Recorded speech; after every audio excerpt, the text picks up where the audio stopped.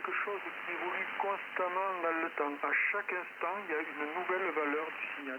Alors, le signal, pour en avoir, et ça je pense que les radioamateurs sont assez familiers avec ça, j'imagine que tout le monde voit un oscilloscope et la trace qu'il peut y avoir sur l'oscilloscope qui reflète l'évolution du signal. Donc on a le balayage qui va évoluer dans le temps et à chaque instant. Ce qui fait que si je veux connaître le signal à chaque instant, je vais avoir des valeurs à chaque instant et donc ça va faire beaucoup de valeurs. Ce qui risque de me poser problème. Donc ça c'est la premier obstacle, je dirais. Le deuxième obstacle, c'est sur l'amplitude. Quand j'ai un signal, c'est un signal réel qui peut prendre lui aussi n'importe quelle valeur dans une plage de variation, mais n'importe quelle valeur. Est-ce que je représente cette valeur avec 2 décimales, si c'est une tension en vol par exemple 2,43, ou est-ce que je prends 10 décimales, ou est-ce que j'en prends 100, ou est-ce que j'en prends 1000.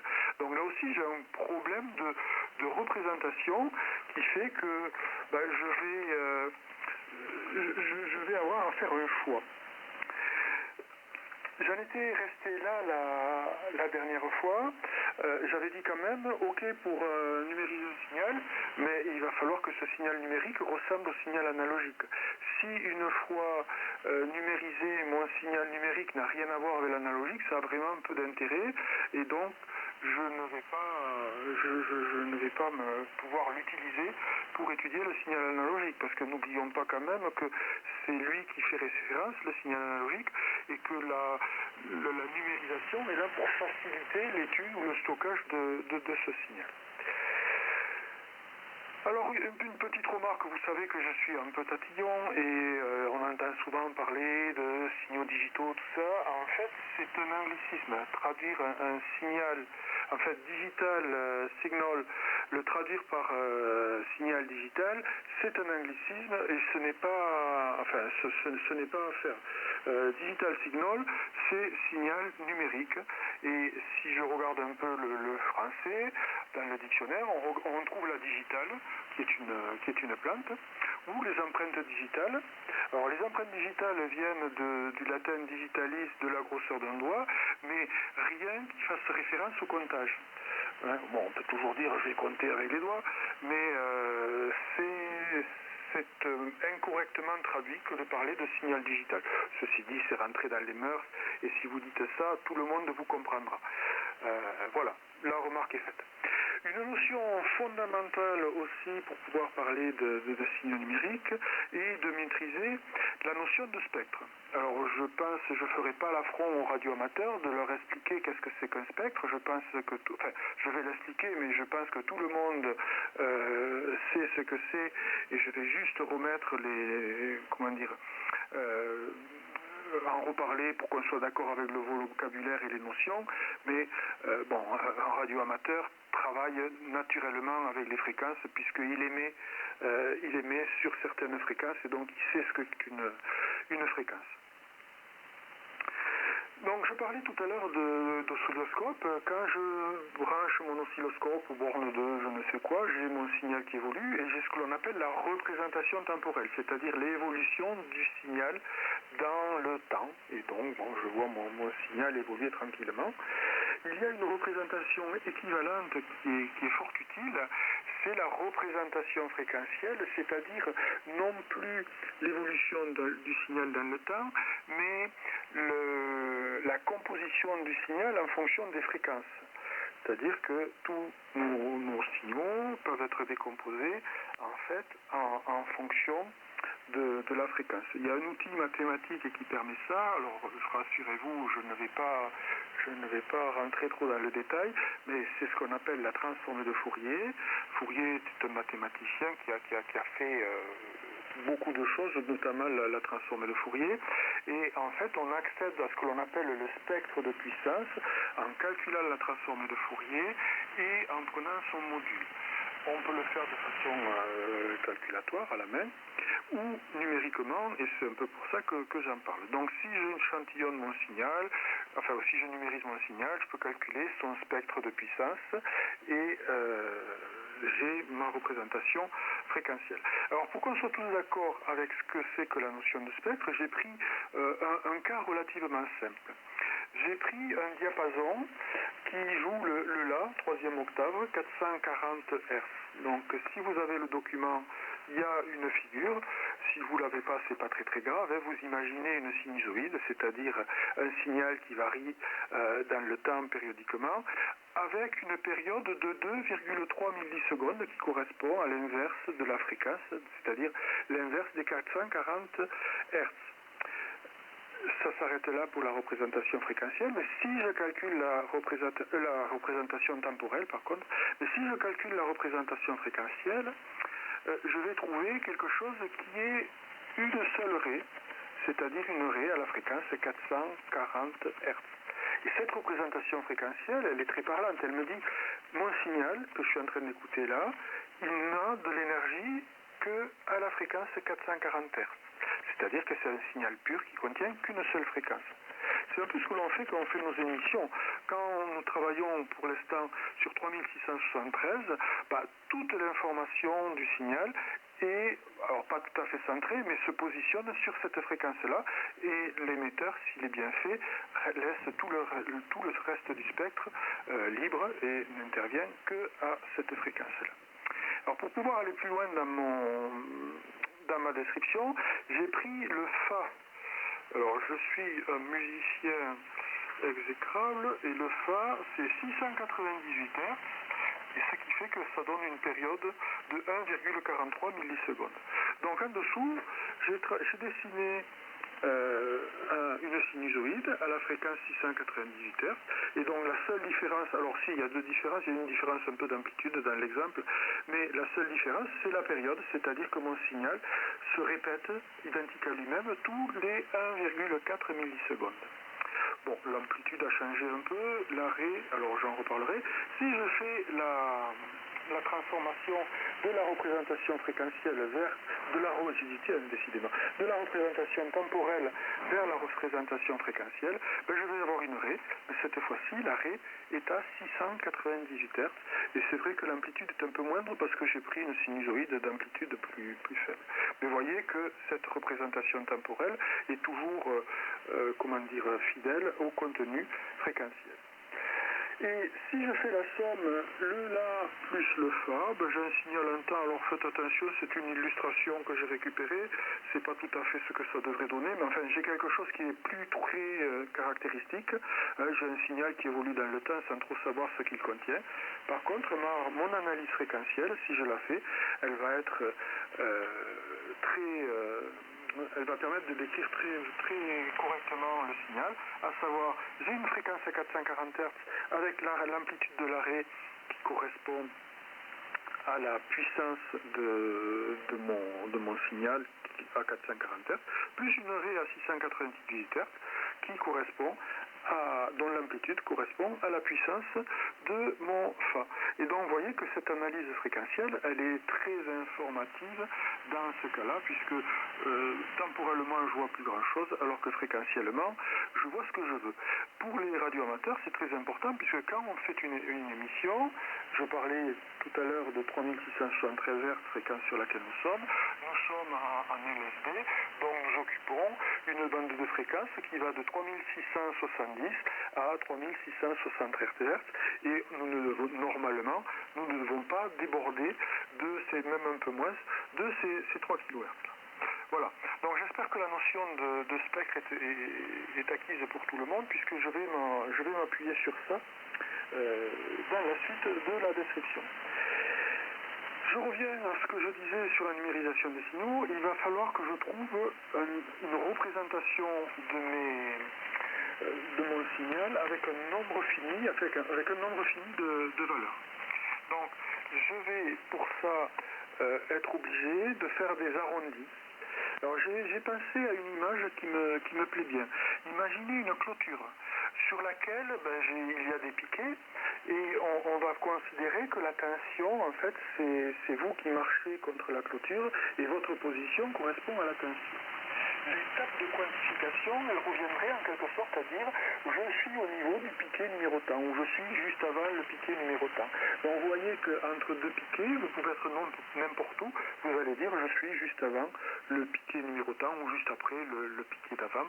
L'important est de voir qu'il y a un arrondi qui est fait sur votre position, puisque vous avancez de façon continue, et vous ne pouvez dire je suis à tel piqué, je suis à tel piqué, mais vous ne pouvez le dire que quand vous changez de piqué. La quantification, c'est la même chose. Si vous avez le graphique, sur l'axe des abscisses, l'axe horizontal, j'ai mis ma tension analogique, comprise entre moins Vm plus Vm, ça c'est fondamental. Tout signal que je veux numériser, il va falloir que je connaisse sa plage de variation. Et cette plage de variation, je vois que j'ai pris l'exemple là d'une valeur à 0,32, pardon, on va dire que ce sont des volts, et je vois que si je remonte, je tombe sur une marche d'escalier qui m'envoie à 3. En fait, c'est sur l'axe vertical, le 1, 2, 3, c'est le numéro de mes piquets là dont je parlais, de 0 à 0,5 piqué 1, de 0,5 à 1,5, non, pardon, de moins 0,5 à 0,5 piqué 0, de 0,5 à 1,5 piqué 1, de 1,5 à 2,5 piqué 2, ainsi de suite. Et donc, ce qui est important de voir, c'est que je vais associer à une valeur d'une tension, une valeur numérique, un nombre, qui sera en fait proportionnel à ma grandeur, à ma tension, mais avec un arrondi, puisque dans mon dessin, par exemple, entre 0,25 et 0,35, le convertisseur va toujours me retourner la valeur 3. Donc, c'est cette étape qui s'appelle l'étape de quantification, dont l'intérêt est de fournir pour un nombre de valeurs infinies de mon signal analogique, comprise entre moins Vm et plus Vm, fournir un nombre fini de valeurs. Si ce nombre est fini, je vais pouvoir le stocker dans un ordinateur. Alors, le nombre de bits est important, bien entendu. Si j'ai un convertisseur 12 bits, on a vu ça la dernière fois, j'ai 2 puissance 12 valeurs possibles, c'est-à-dire 4096 valeurs possibles sorties de mon convertisseur. Donc ça commence à être intéressant, enfin on verra ça un peu plus en détail par la suite.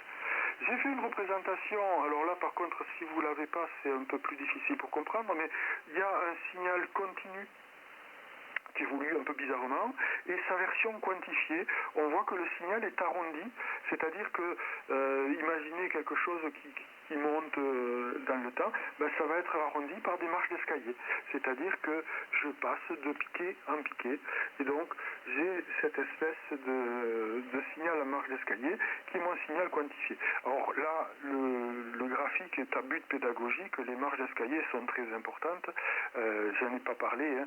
Le pas en fait entre 1,5 et 0,15 et 0,25, c'est la largeur de la marche d'escalier, et ça porte le nom de pas de quantification, c'est-à-dire que je ne peux pas représenter des choses plus petites que ça, et en fait j'ai un arrondi à plus ou moins ce pas de quantification divisé par 2. Le pas de quantification, on l'appelle Q.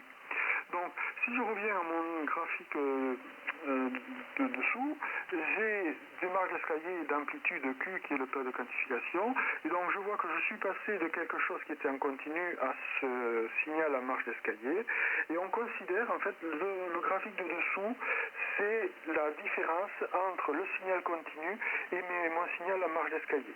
Et en fait, c'est l'erreur qui a été faite au bruit de quantification.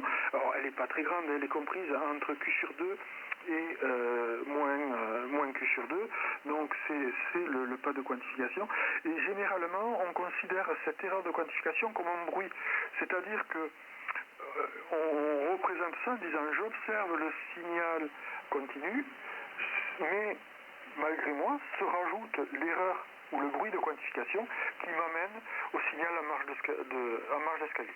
C'est une vision, faut savoir que je ne travaille pas avec mon signal avec une précision infinie, mais je travaille avec mon signal arrondi qui a cette allure de marche d'escalier. Je n'ai pas parlé du poids de quantification, enfin j'ai parlé du poids de quantification, j'ai pas dit combien il valait. C'est pas très compliqué, hein. J'ai donc mon intervalle de variation entre moins Vm et plus Vm, qui sont deux tensions, plus et moins symétriques, si on est sur quelque chose d'acoustique. C'est cet intervalle-là divisé par le nombre de de piqué. Et en fait, ça me donne, en fait, le pas de quantification, c'est 2 fois VM, c'est-à-dire la plage de variation, divisé par 2 puissance n moins 1. Si j'ai 3 piquets, j'ai 2 intervalles. Donc c'est la plage de variation divisée par le nombre d'intervalles. Bon. Donc ça me donne quelque chose, si je reprends 12 bits, plus ou moins 1 volt divisé par 4096, vous voyez que j'ai quelque chose, enfin j'ai un pas de quantification qui commence à être relativement faible. Pour caractériser la dynamique d'un système ou la qualité d'un système, on utilise souvent la dynamique. Je pense que tous vous avez eu une chaîne audio et cette chaîne audio, elle est de qualité hi-fi avec une dynamique de 96 dB. Qu'est-ce que ça veut dire cette dynamique de 96 dB? C'est quelque chose de très important pour décrire un instrument ou un ampli. On peut le voir, on peut raisonner en puissance mais aussi en amplitude. C'est la capacité du système à représenter des signaux de forte amplitude par rapport à la capacité qu'il a à remplacer des signaux de faible amplitude. Si je prends un ampli, la plus forte amplitude en sortie, ça sera pas loin de la tension de la ligne. Alors, on va faire simple, donc ça c'est bon. La plus petite valeur, c'est pas 0. En fait, parce que j'ai un système électronique et j'ai toujours un peu de bruit qui traîne. Vous savez ce que c'est le bruit, on n'a qu'à juste écouter la radio et bon, on a du bruit. Alors là, c'est du bruit atmosphérique, généralement dans un ampli, c'est du bruit électronique, mais c'est quelque chose qui est constant. J'en reparlerai, mais si vous regardez une résistance, une bête résistance comme ça que vous avez entre les mains, cette résistance est habitée par un bruit thermique. Et donc où il y a quelques nanovolts aux bornes de la résistance, même si elle est toute seule, qui correspond au bruit thermique. Et ces bruits, bien sûr, ils s'accumulent, ils se multiplient. Et donc, dans un montage électronique, quand on est en dessous du millivolt, c'est déjà pas mal. On peut soigner les choses, taquiner le microvolt, mais après, ça devient vraiment difficile. Donc, tout système analogique a une dynamique. Si pour la musique, par exemple, vous prenez un morceau de musique classique, il faut pouvoir traduire des passages très légers avec une petite amplitude. Imaginez, alors je sais pas trop quoi, les violons, quelque chose comme ça, très doucement. Et à un moment, la musique explose. Et alors là, il y a les percussions, tout ça, et ça met en jeu justement la qualité de votre système hi-fi. Il faut qu'il soit capable de bien traduire les petits sons, mais aussi ceux de très grande amplitude. Donc 96 dB, c'est la qualité hi-fi et ça commence à devenir pas mal puisque 96 dB, si je repasse en linéaire, ça veut dire que les petits sons sont 63 000 fois plus petits que le plus grand son que je peux représenter. Donc on a quand même une gamme assez importante. Si je regarde maintenant mon système numérique, plus grande valeur, c'est pas un souci, je sais que j'ai tant de bits pour représenter un chiffre, donc je sais, 12 bits c'est 4096 valeurs, donc le maximum 4080, alors c'est 4096 valeurs, c'est le maximum c'est 4095. Le plus petit, je le sais aussi puisque j'ai le pas de quantification, donc je peux faire un calcul. Alors, il y a une formule, je vous prie de m'en excuser, mais c'est presque calculé de tête, hein. Je prends le rapport de l'amplitude du plus grand signal sur l'amplitude du plus petit signal, et à ce moment-là, j'ai mon rapport, donc c'est Vmax sur le pas de quantification Q sur 2, et en fait, je trouve une dynamique égale à 6 fois n. Alors ça, c'est fondamental en numérique, en fait. J'approxime, c'est une approximation, bien entendu, j'approxime la dynamique de mon système en prenant 6 fois le nombre de bits. Si j'ai un magnétophone à bande là, de qualité moyenne, ça va donner en gros du 48 dB, c'est pas génial. Et si j'ai un CD, le CD est sur 16 bits, donc j'ai 96 dB qui est la qualité hi-fi. Ça n'a pas été fait par hasard, hein, c'est normal que le CD corresponde à la qualité hi-fi. Donc voilà pour cette partie dynamique. Je relâche la pédale pour voir si tout se passe bien, vous me dites, sinon je reprends un suivant, QRX. C'est bien passé pour moi. Au premier de la liste, 4 Gaillac.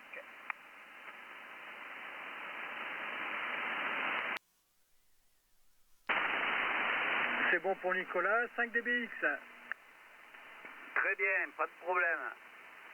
Ok, 8 achetés.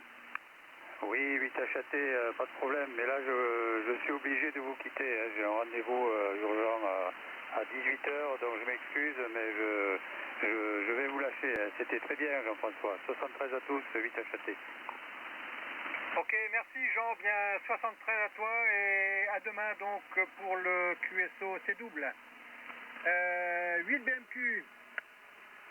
Oui, ok Pierre, 5 AGQ le groupe, 8 BMQ. Alors moi j'ai du QRM 59 plus 6 par chez moi là. Hein. C'est de la folie, mais par contre Jean-François, je t'entends très très bien. Hein. Voilà, c'est très clair, bravo pour ton explication. On attend la suite, 8 BMQ. Oui, est-ce qu'il y a quelqu'un d'autre qui est à notre écoute? F5 Alpha Golf Québec pour le QSO pour le groupe. Break. Oui, allez-y. Oui, le break, à vous.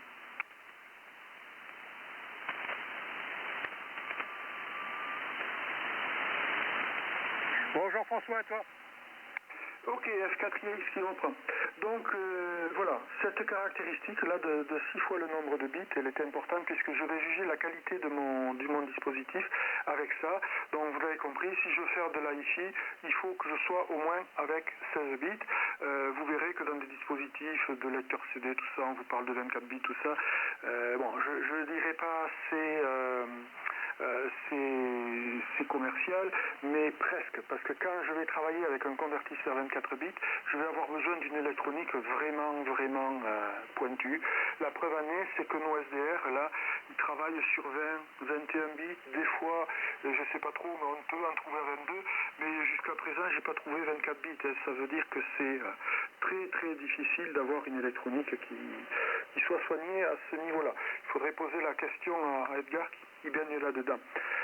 Je vais continuer. Donc, j'ai quantifié mon signal. Donc, c'est bon, j'ai un nombre fini de valeurs, je peux le représenter et je peux le stocker dans mon ordinateur. Ça, c'est super. Mais par contre, j'ai toujours autant de valeurs en temps, c'est-à-dire que j'ai une valeur du signal à chaque instant. Et ça, il va falloir que je trouve quelque chose pour limiter ça. Donc, l'idée, c'est de dire, je vais prendre une valeur du signal tous les temps de temps. On verra comment s'y prendre, mais en gros, mon signal, je regarde, je suis content, j'ai une valeur, j'attends un peu, puis je vais reprendre une valeur, et toutes les TE, la période d'échantillonnage, je prends une valeur.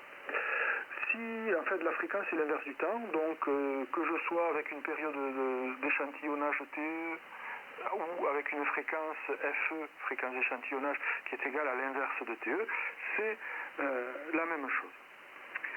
Donc, je vais prendre une valeur tous les temps de temps, sauf que il faut quand même que je m'adapte aux caractéristiques de mon signal. Vous comprendrez bien que si j'ai un signal de température, par exemple, qui varie certes dans la journée, mais pas très rapidement, et un signal de parole qui là varie beaucoup plus vite, je ne vais pas le regarder la parole, je ne vais pas regarder toutes les 10 secondes s'il y a quelque chose qui a varié, parce qu'en 10 secondes, il y a énormément d'informations qui est passée. Par contre, la température d'une pièce, elle va pas toutes les 10 secondes, elle va pas évoluer, hein. Elle va monter tout doucement ou descendre tout doucement, mais ce n'est pas important de le suivre très souvent.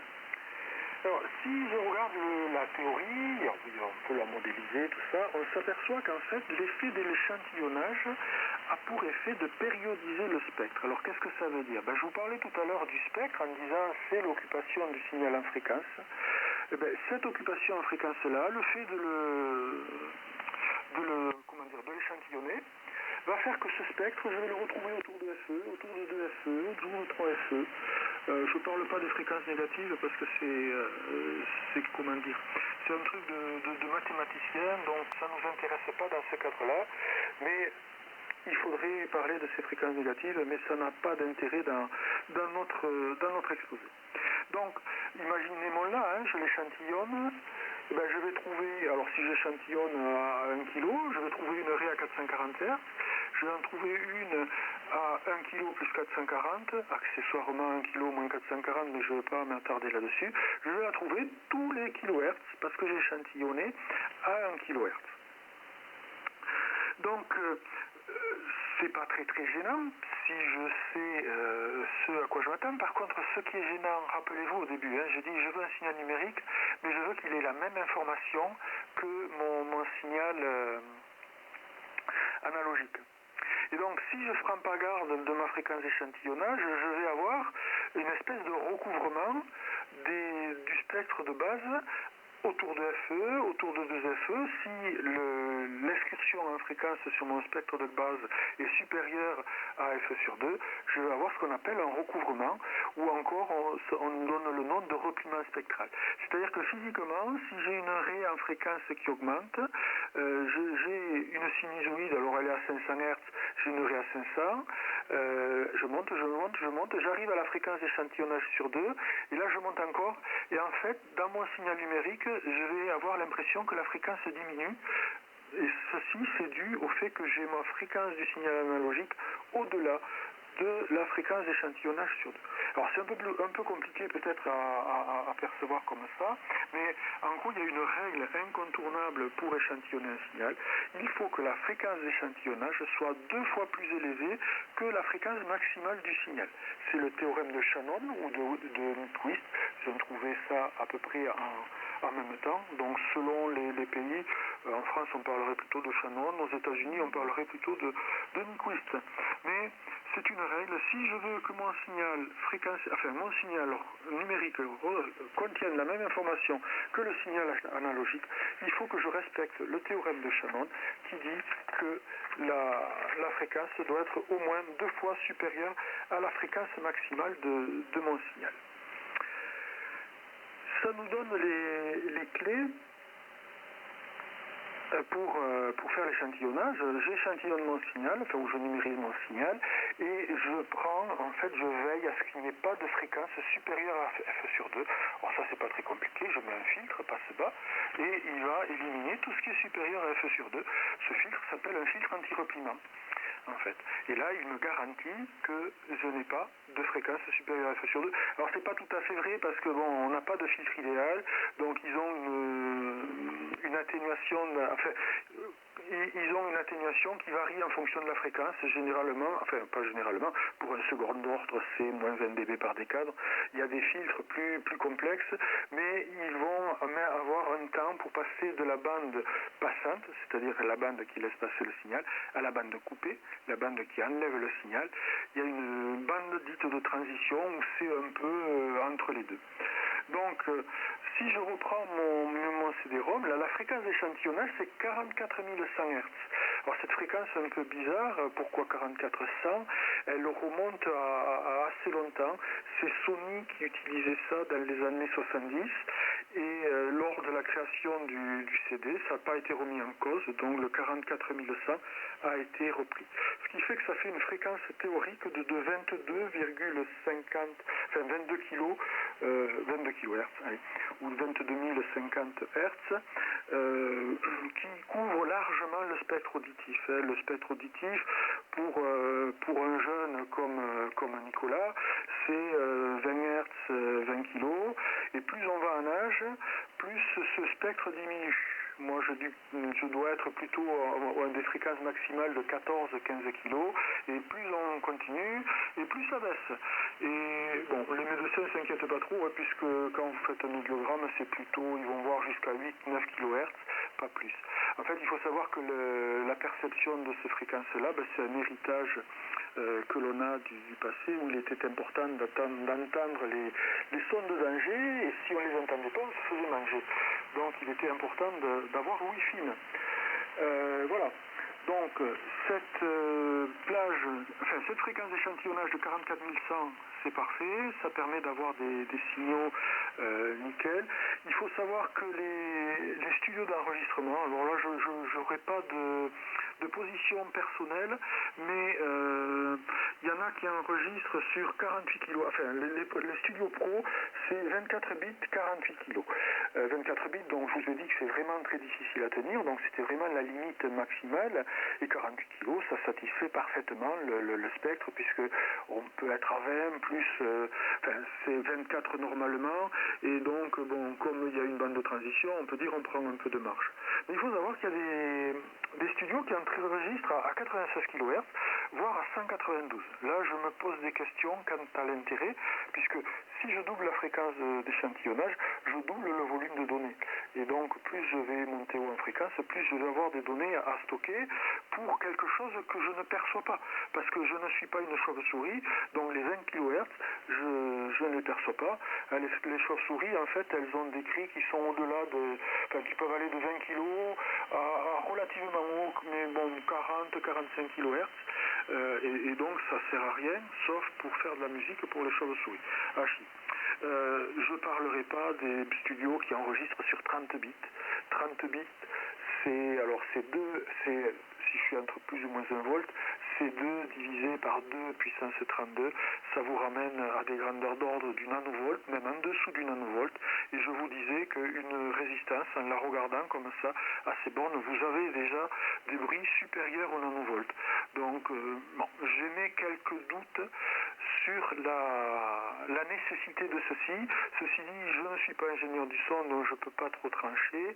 Il faut savoir aussi que alors pas la totalité des DVD, des CD, mais je ne ferai pas de généralité sur la musique classique, mais à peu près tous les morceaux de musique contemporaine chantés, tout ça, les chanteurs insistent pour que le volume soit poussé au maximum et arriver à saturation dans l'enregistrement, parce que la saturation en fait amène ce qu'on appelle une coloration. En fait, quand je sature un signal, il y a des harmoniques qui s'ajoutent, et ils trouvent que ça fait bien. Donc c'est bien d'avoir un truc nickel, qualité hi-fi et tout, et puis in fine, à l'enregistrement, il sature, et donc ça dénature un peu le signal. Mais c'est une autre affaire. Pour terminer, on a notre signal numérisé maintenant, puisque j'ai la dynamique et j'ai la bande passante. Je vais décrire un prototype d'une chaîne de traitement, c'est-à-dire qu'est-ce que je fais avec ça. Pour numériser un signal, il me faut un signal. Sur mon document, je l'ai appelé X1T. Alors ce signal, si c'est de la parole issue d'un micro, je suis à quelques millivolts, plus ou moins quelques millivolts. Si je suis en train de mesurer quelque chose sur une ligne sur le secteur, je suis à 220 volts. Il faut quand même que j'adapte la dynamique de mon signal à mon convertisseur. Généralement, les convertisseurs, ils sont symétriques, et c'est du plus ou moins 1 volt, plus ou moins 5 volts, enfin ça va dépendre beaucoup du fabricant. Et donc il y a une première amplification ou atténuation pour adapter la variation du signal à la pleine dynamique du convertisseur, puisque mon convertisseur, je vous rappelle, on a un pas de quantification qui est Q, et donc il faut plus le signal en entrée sera grand, mieux c'est. Donc il y a cette première phase d'adaptation. Ensuite, il y a un filtre anti-repliement qui garantit qu'il n'y aura pas de fréquence supérieure à F sur 2. Alors ça c'est la théorie, mais ce filtre anti-repliement coûte cher, et souvent, dans beaucoup de montages, ils sont ignorés. Les cartes son PC, je pense, sont dans ce cas-là. Enfin, ça dépend pas toutes, mais beaucoup. Donc, ils préfèrent échantillonner plus haut et se passer de cartes anti-repliement. Ensuite vient l'étape de quantification et d'échantillonnage, alors qu'on ne peut pas trop séparer. C'est un convertisseur analogique numérique. Je convertis mon signal analogique en signal numérique. En anglais, c'est Digital Analogic Converter, DAC, qui va me fournir une valeur sur tant de bits. Donc là, sur mon exemple, c'est 12 bits. Et là, j'ai ma valeur Donc j'ai une valeur toutes les TE ou toutes les 1 sur FE. Si j'ai une fréquence d'échantillonnage de 1 kHz, je vais avoir une valeur toutes les millisecondes. Et à ce moment-là, je peux le stocker, je le mets sur mon disque, mon CD par exemple, ou alors je peux faire du traitement, du filtrage, de l'analyse, je peux faire la transformée de Fourier, calculer le module et afficher le spectre, mais je peux faire tout ce que je veux. Je peux même faire de la reconnaissance de la parole, quelque chose qui est quand même assez complexe, mais qui aujourd'hui marche très bien. C'est mon ordinateur écoute la parole et reconnaît les mots, et il y a des systèmes de dictée comme ça, ou d'autres systèmes plus évolués. Donc le traitement peut s'arrêter là, ou si je fais du filtrage par exemple, pour enlever, alors c'est un peu le cas des DSP, des radioamateurs, mon signal est pris, traité, filtré, décalé, enfin on fait tout un tas de choses, et il faut le restituer. Donc il faut faire l'étape inverse, c'est-à-dire je prends un convertisseur numérique analogique, c'est-à-dire que je vais avoir mes 12 bits si je suis sur 12 bits, que je vais convertir en une tension, toujours pareil, comprise entre plus ou moins 1 volt ou plus ou moins 5. Ce signal-là, il faut que je l'adapte à la dynamique, à l'amplitude de l'extérieur. Donc, on va dire qu'il y a une amplification ou une atténuation, plutôt une amplification généralement. Et ensuite, j'ai ce qu'on appelle un filtre de reconstitution. C'est-à-dire qu'au lieu d'avoir la valeur de mon signal, rien, et puis à la prochaine période d'échantillonnage, la valeur du signal, puis plus rien jusqu'à la valeur d'échantillonnage suivant, je mets un filtre passe-bas qui va lisser tout ça et qui va en fait s'appeler filtre de reconstitution, puisque quelque part il reconstitue le signal d'origine. Donc voilà un peu pour le traitement. Quels sont les avantages? Il y en a pas mal quand même. La programmabilité. En fait, le traitement, on l'a vu, c'est fait par ordinateur, donc c'est fait par le programme. Et le programme, si j'ai un filtre qui filtre telle valeur, et puis je dis non, je veux pas ça parce que je veux amplifier, je veux décaler, et je sais pas trop, je change le programme, ça fera tout. Donc, un système électronique, il faut changer les composants, et sur certains filtres très pointus, on va même brûler le circuit intégré au laser pour l'ajuster. Alors, je ne vous explique pas le prix, mais là, vous ne pourrez pas non plus faire de modifs. Donc, la programmabilité est quand même prépondérante et en faveur du numérique. La complexité du traitement en analogique, je sais amplifier, je sais même amplifier par morceaux, enfin je fais pas mal de choses, mais ça s'arrête là. Il est hors de question que je fasse l'exemple que je prenais, la reconnaissance de la parole, je ne peux pas faire ça sur un montage analogique. Donc là aussi, la complexité est assez importante. Et la précision. La précision, on a vu qu'en analogique, on était coincé par le bruit de fond. Alors, en numérique, c'est un peu vrai si je pars quand même d'un signal analogique, mais tous les traitements, après, je le fais avec la précision du calculateur. Je veux 32 bits, je travaille sur 32 bits, j'ai pas assez de précision, j'en prends 64, j'ai pas assez, j'en prends 128. Donc je ne suis pas limité en précision. Je le payerai en temps de calcul, bien entendu, puisque pour calculer sur 8 bits, ça va prendre moins de temps, que de calculer sur 128. Mais c'est faisable. Donc la précision, je la maîtrise parfaitement et je ferai mieux que l'analogique, quoi qu'il arrive. Donc ça c'est super, par contre forcément ça va avoir un coût, ça se paye. Et donc le coût du calculateur va être plus cher que si je veux faire un filtre du second ordre, j'ai plutôt intérêt à prendre un ampli-op et quelques composants pour le faire. Si je veux faire du traitement numérique, j'ai besoin d'un ordinateur. Alors il y a des processeurs spécialisés, les Digital Signal processeurs de traitement numérique, qui sont spécialisés dans les opérations faites pour les signaux, qui sont moins puissants que votre Pentium sur votre PC, mais qui sont finalement, in fine, plus rapides qu'un Pentium parce qu'ils sont faits pour faire du traitement du signal. Et enfin, il y a une limitation aussi qui est la vitesse de traitement. Je parlais tout à l'heure, la dernière fois des SDR, en disant l'idéal c'est échantillonner aux bornes de l'antenne et faire tout le traitement en numérique. Pour l'instant, on est limité à quelques dizaines de mégahertz et encore à 10 mégas, on ne peut pas vraiment faire grand chose. 10 mégahertz, ça fait 0,1 microseconde, donc en 0,1 microseconde, il faut avoir fait le traitement. Ça ne va pas faire grand chose, c'est vraiment très très soft comme traitement. Mais plus on baisse, plus on a de temps et plus on pourra faire de choses comme la reconnaissance de la parole. La parole, donc on va dire, allez, on va monter jusqu'à 4 kHz, donc si j'échantillonne à 8-10 kHz, c'est bon. Voilà, je vais m'arrêter là pour aujourd'hui. J'espère que ça vous a plu.